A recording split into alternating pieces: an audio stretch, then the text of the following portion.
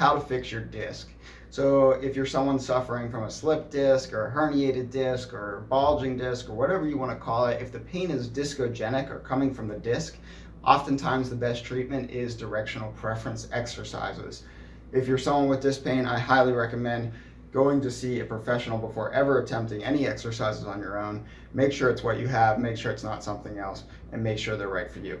So directional preference exercises are when we go into certain movements to cause what's called centralization.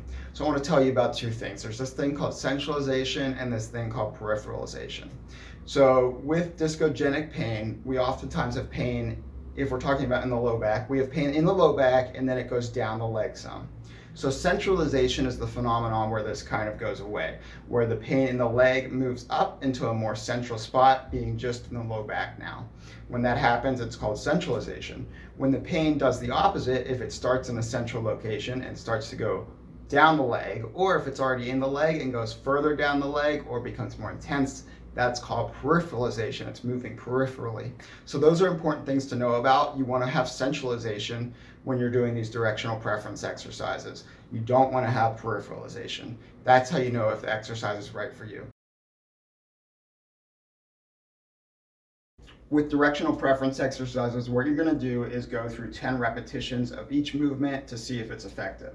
The first one that you want to go through is flexion. See if it causes centralization, peripheralization, or no change. So flexion's easy. If we're talking about the low back, we're just going 10 times just like this. And I'm not going to keep going because you get the idea. And what you want to see, does the pain move up the leg? Does it decrease in nature, or does it increase and move down the leg? The next one that we do, and this is usually the most effective one, is extension. So for extension, you put your hands on your low back and you just go back until you feel the discomfort. Really, with all of these exercises, you just want to go until you feel the discomfort. You don't want to push past it. You're just going till you start to feel that discomfort and you're stopping. The next two are lateral flexion exercises. I recommend doing them against the side wall, but you can do them standing. So side glide is kind of like this.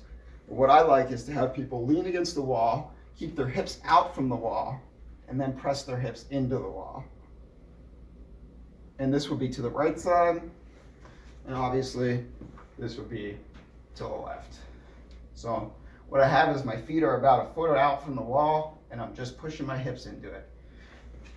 So with one of those four movements, most likely what you're going to see is a centralization phenomenon if you have discogenic pain. If you then take that exercise, apply it to regular life, do it on a regular basis, it can help to heal that disc.